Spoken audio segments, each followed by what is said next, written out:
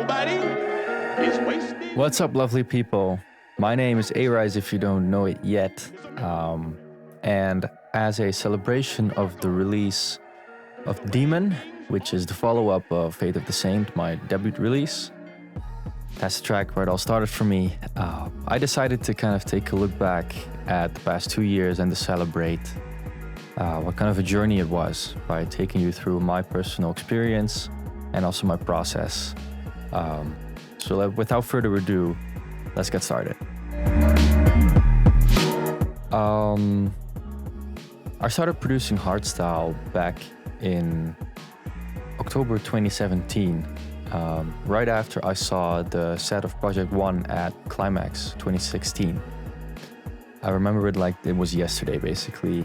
I was sitting in my bed, watching it, speakers nice and loud, and I didn't hear any Project One tunes back in the day, because I started listening to tunes around 2007. But for some reason, I completely missed out on Project One. Don't ask me why, I don't know. But it led up to this moment, apparently. Maybe it was meant to be, I don't know.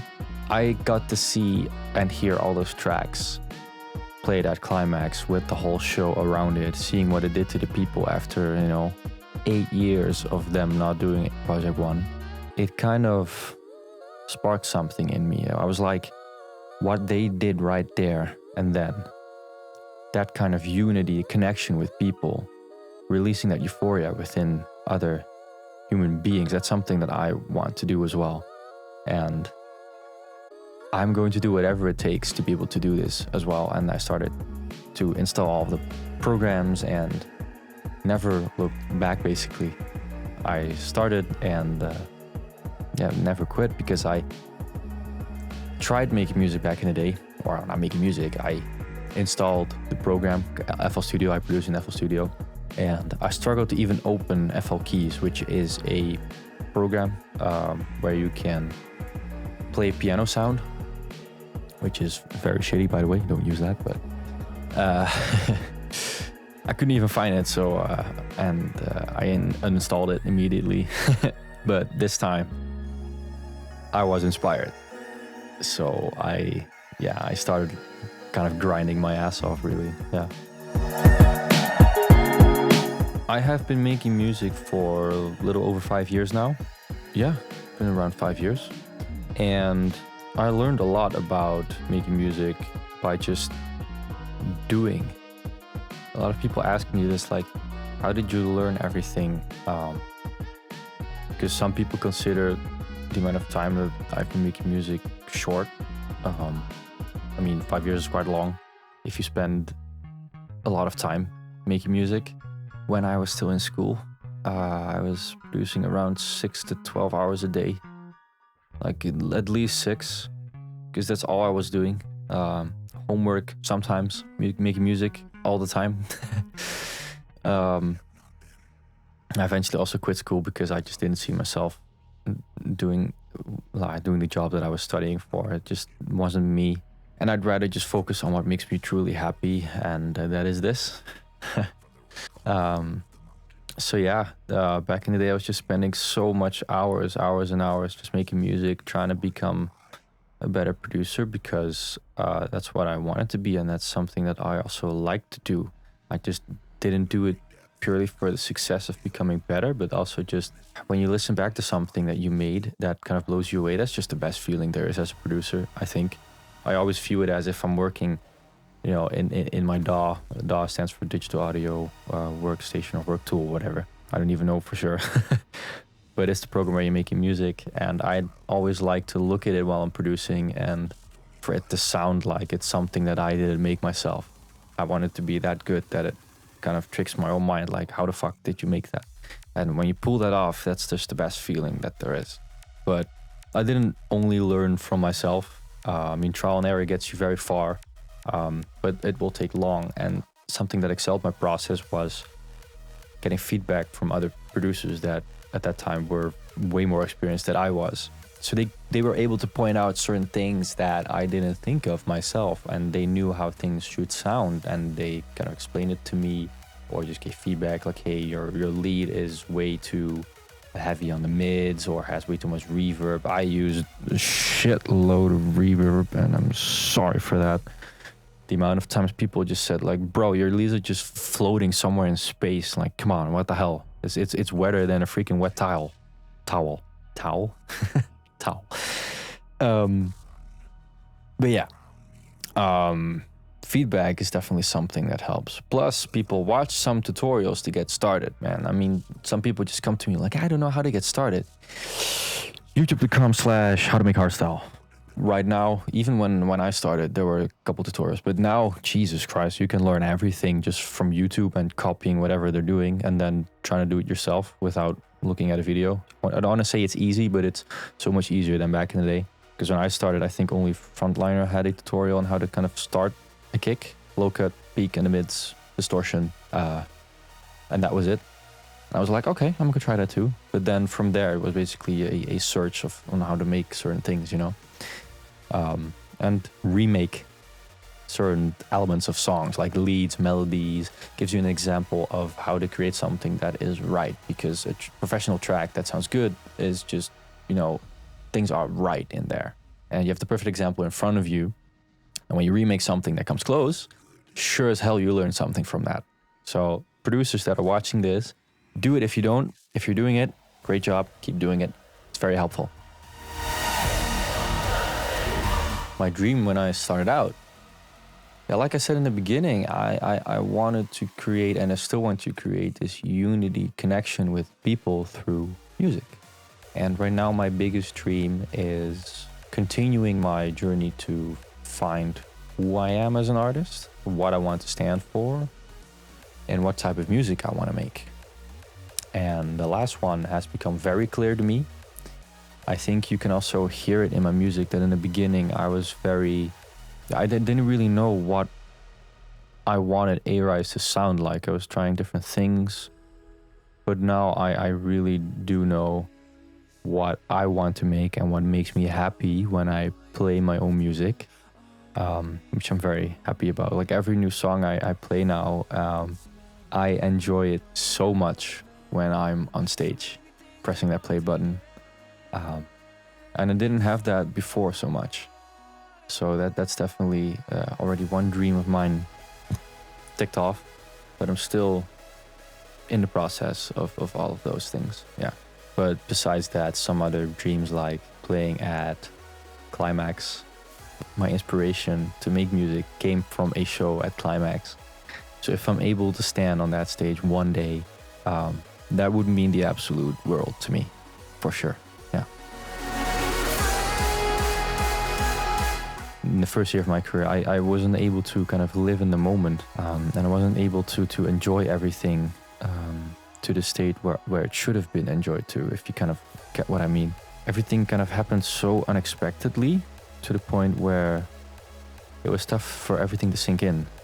Because all of a sudden, after that demo session, a month later, I was sitting in Wildstyle's garden with Noise Controller, Hedy, and the whole AOC team, and the other Eternity artists as well, out of the blue. Then I got signed to the label, got my first gig, started playing like even across the globe.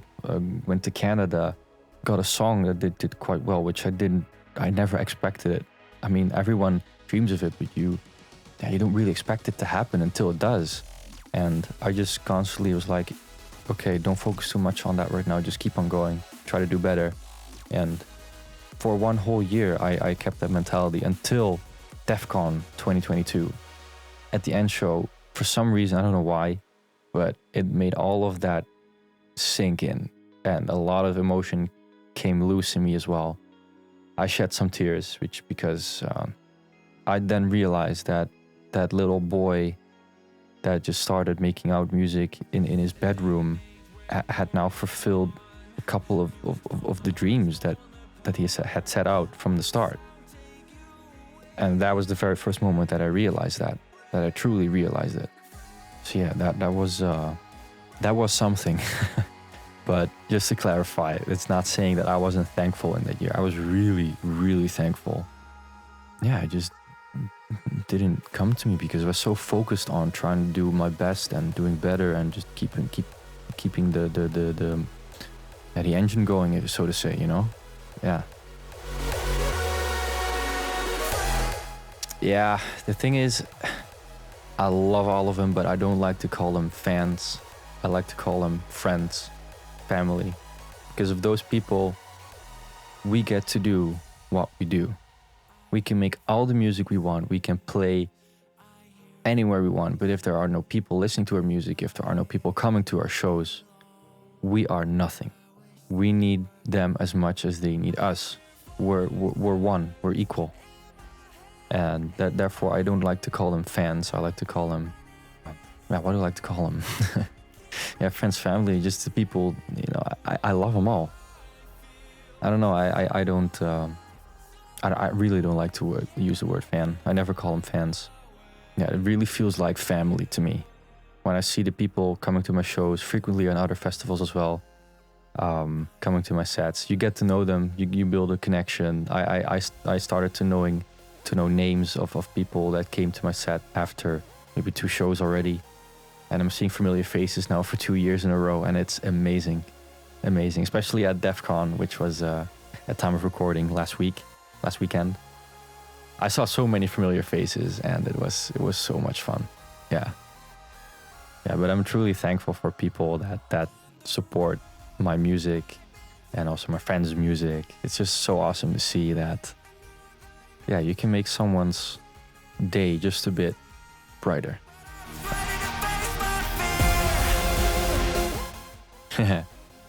DJ experience before my first gig? Hell no. No. I bought a 200 euro DJ controller, which is sitting right there. Wait, I think I can grab it for a second. Hold up. This little thing, as you can see, it's very... I don't know if you can see it, but it's very dusty. What is it even called? It's a DDJ 400 from Pioneer. Jesus Christ, it's dusty. Even dustier than the Project 1 album at this point. Oh, I shouldn't have said that maybe. No, in all seriousness, no, I had no experience. That's why I bought that thing to practice. Now my whole mic is dusty as well. And I started practicing because 1 week before the event, or even a couple of days, I think, Roy from my agency, he called me and he told me, "Are you ready for your first booking?" And I was in a train coming home from school, and I was like, "No, I'm not ready." In my head, "No, I'm not ready at all." But to him, I said, "Fuck it, let's do it." Because I thought, you know, I need to do this. Doesn't matter how I feel, how nervous I am, I'm going to do this no matter what. So practiced the hell out of the thing, prepared my set from A to Z, practiced here until I made no mistakes. And then I felt confident until I went to my first gig, which was at the beach. Headhunters at the beach. Great party, by the way. If you have had the chance to go there, live close by, do it. Gewoon doen, gewoon lekker langskomen, is gezellig. Oh boy, when I came to the venue, I was nervous. It was 10 times more nerve-wracking than when you're a kid and having to do a presentation at school. Oh, it was so bad. But the moment I got on stage, everything felt so right. I always imagined how it would be standing in front of an audience, and it was so much better than I'd imagined it to be. Oof. I hate top 5s because every moment is just priceless to me. But if I really have to choose, DEF CON, playing in my hometown festival, Stereo Sunday, that's just also very special. Playing the Boats House main, that was incredible. That crowd is something else. I don't know what they feed all those Germans in Cologne, but damn, you are a different breed of hardstyle people. Jesus Christ. You go crazy, and I love it. I then have to choose 2 more. Jeez. I think being able to go to Canada was also really special. Yeah. And I think, can I do 6? I'm gonna do 6. The shows in Switzerland and Madrid were also really, really cool. I just love traveling. I love seeing the world because I haven't really been going on vacation. I think after I turned 11. So that's around, I'm 22 now, so that's like 11 years of being here. So I love to travel, yeah. It's amazing. Well, I started singing because I started listening to Coldplay a lot, and I saw Fertile really going at it with singing. And for some reason, that combo, like listening a lot to Coldplay and seeing that someone else is doing that in hardstyle as well, I was like, okay, I'm gonna give it a shot too. Like, what do I have to lose? No, why not? I'm just gonna try. I had a microphone, not this one, but a shittier one before. Excuse my language. So I just started doing it, practicing. And the first song where I sang myself was A New World. And when I listened back to the vocals, you can kind of hear it. This was my first track. I'm still learning a lot about singing. I'm not perfect yet. I don't even know if you can ever be perfect, but you strive to be as perfect as you can be, of course. But yeah, also just the creative freedom that you get when you are able to sing yourself and also write yourself. You're not bound to others when you're working on a solo track. Like, then it's really a solo track. You can do everything yourself. I like to do everything myself. Just as the same with mixing, mastering, every process of the track. I like to do everything myself. Yeah, so that's kind of the reason why I started singing myself. Yeah.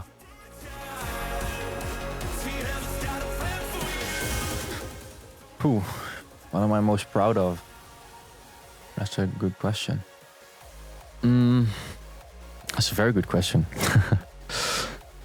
I can't choose. And that's not saying that I have such a big ego, I have so many things I'm proud of that I can't choose. No, it's like, I can't really say that I'm most proud of one thing. I think maybe there is. I think I'm most proud of, just to keep going, to not give up no matter what happened. Because if I'm honest, the last 1.5 years were not very easy for me. I won't get into too much detail, but it wasn't very easy. But we kept going. We didn't put our heads down. And I'm doing better than ever, to be honest. And I think I'm most proud of that little part of personal development. I'm more happy with myself than I was ever before. I started going to the gym, try to be a better person physically as well as mentally. And it's doing very many good things for me. So I think that's what I'm most proud of. It's not even related to the whole making music artist thing. It's more about me, I guess.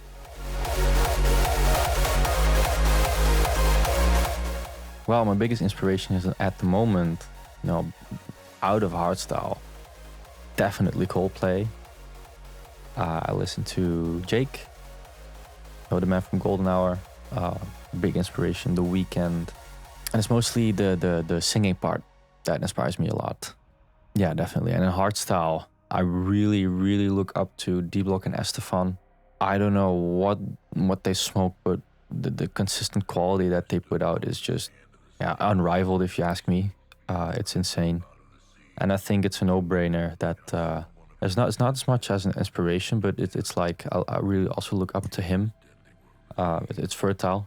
I really think he's one of the best producers in our scene. When you talk all-round producing, the man can do everything, but also everything really well executed. And that's something that's very unique about him. Doesn't matter what he does it well. And that's something I can really appreciate, and that's something I also strive for myself. So yeah, I think that kind of answers the question. Yeah.